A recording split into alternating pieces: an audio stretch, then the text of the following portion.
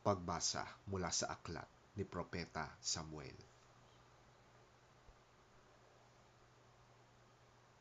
Kaya lumakad si Saul kasama ang 3,000 pinakamahusay na kawal na Israelita patungo sa ilang ng Ziph upang hanapin si David.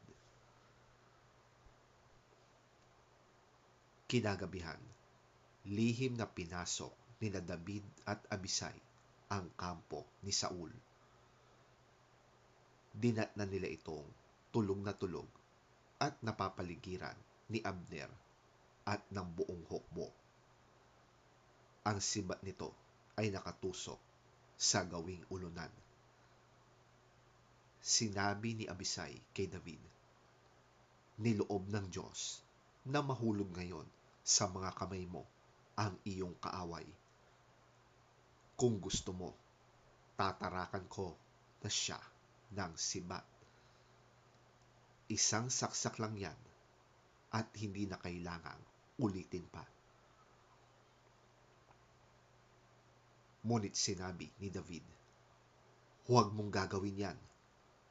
Malaking kasalanan na pagbuhatan ng kamay ang haring pinili ni Yahweh."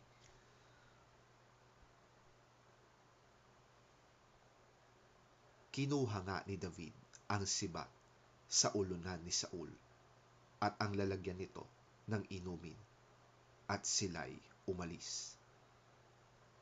Isa man kina Saul ay walang nagising sapagkat niloob ni Yahweh na makatulog sila ng mahimbing. Dumating at umalis sina David nang walang nakaalam. Pagdating ni David sa kabilang gulod, tumayo siya sa isang mataas na lugar.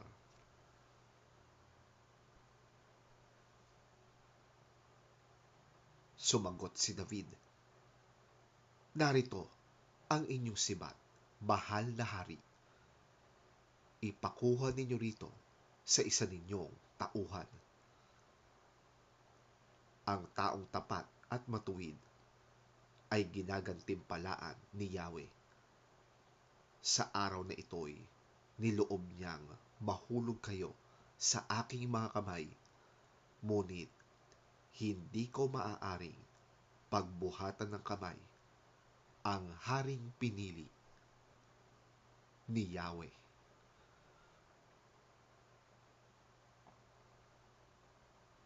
Ang salita ng Diyos.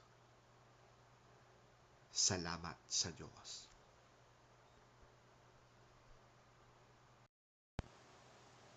Pagbasa mula sa unang sulat ni Apostol San Pablo sa mga taga-Korinto.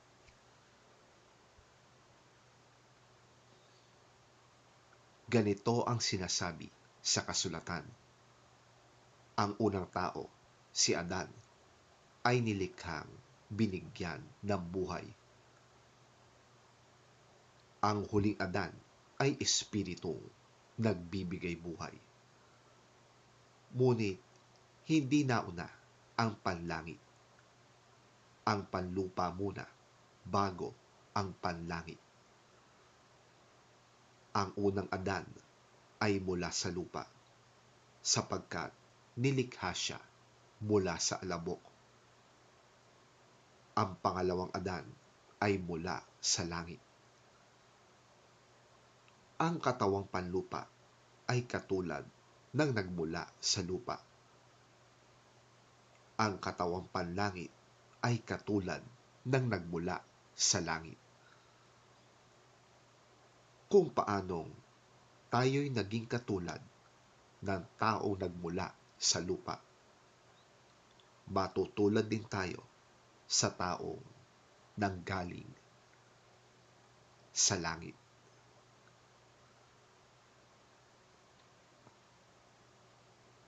Ang salita ng Diyos. Salamat sa Diyos.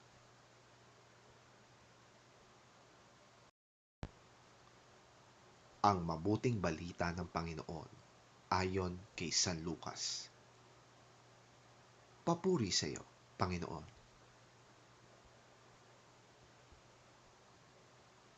Subalit, sinasabi ko sa inyong mga nakikinig sa akin, mahalin ninyo ang inyong mga kaaway at gawan ng mabuti ang mga napopuot sa inyo.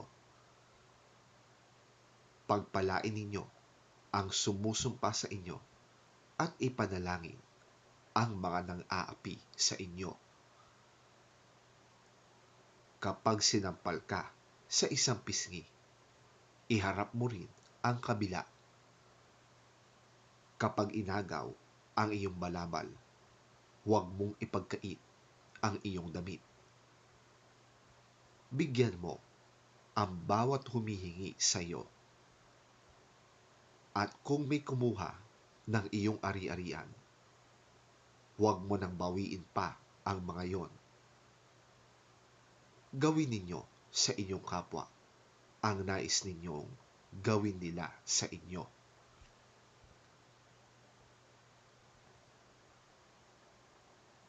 Kung ang nagmamahal lamang sa inyo ang inyong mamahalin, ano pang gantimpala ang inyong hihintayin?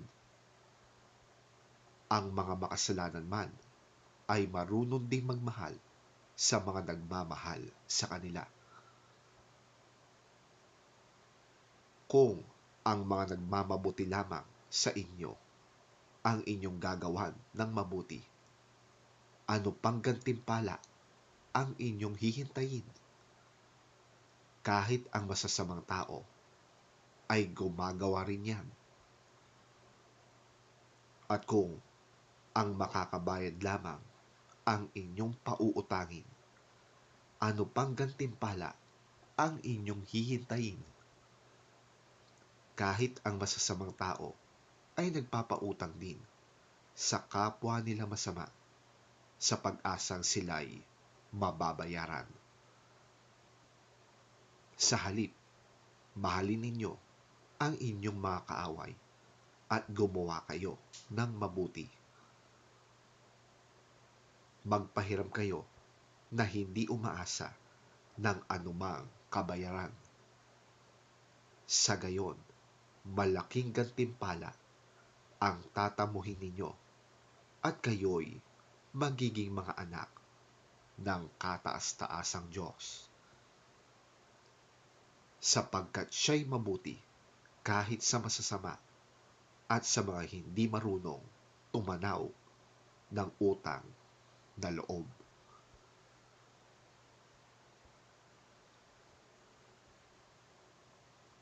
Maging mahabagin kayo tulad ng inyong ama. Huwag kayong humatol at hindi kayo hahatulan. Huwag kayong magparusa at hindi kayo paparusahan ng Diyos. Patawarin ninyo ang inyong kapwa at kayo'y patatawarin din ng Diyos. Magbigay kayo at kayo'y bibigyan ng Diyos. Hustong takal, siksik, liglig, at umaapaw pa ang ibibigay sa inyo. Sapagkat ang panukat na ginagamit ninyo sa iba ay siya ring gagamiting panukat sa inyo.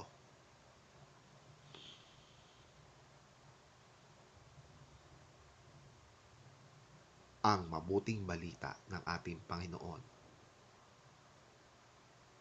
Pinupuri ka namin, Panginoong Hesukristo.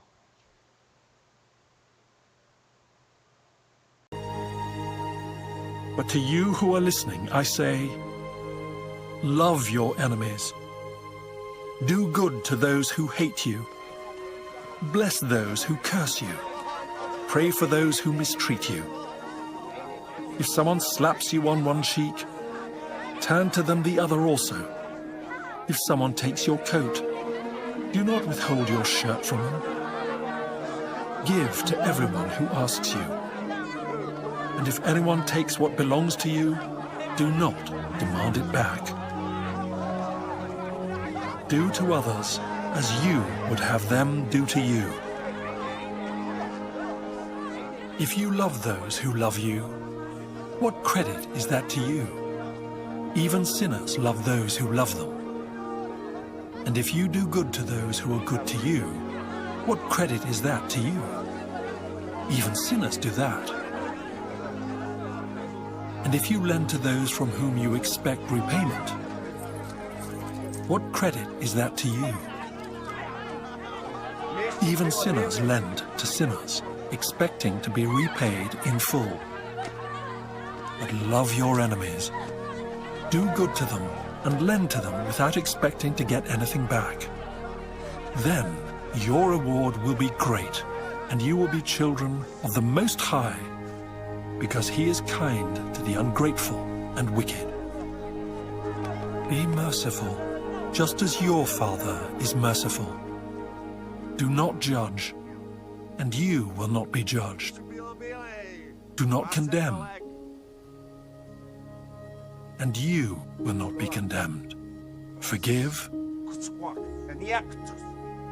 and you will be forgiven. Give, and it will be given to you. A good measure, pressed down, shaken together and running over, will be poured into your lap. For with the measure you use, it will be measured to you.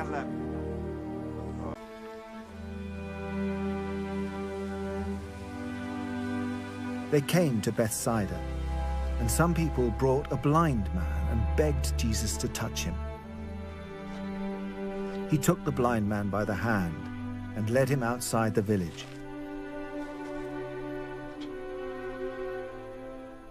When he had spit on the man's eyes and put his hands on him, Jesus asked, "Do you see anything?" He looked up and said, "I see people. They look like trees walking around." Once more, Jesus put his hands on the man's eyes.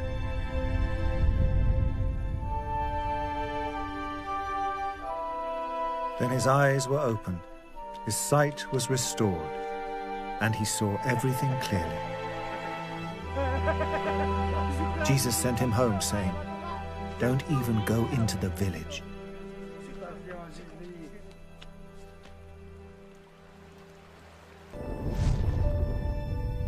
He said to them, "Do you bring in a lamp to put it under a bowl or a bed? Instead, don't you put it on its stand?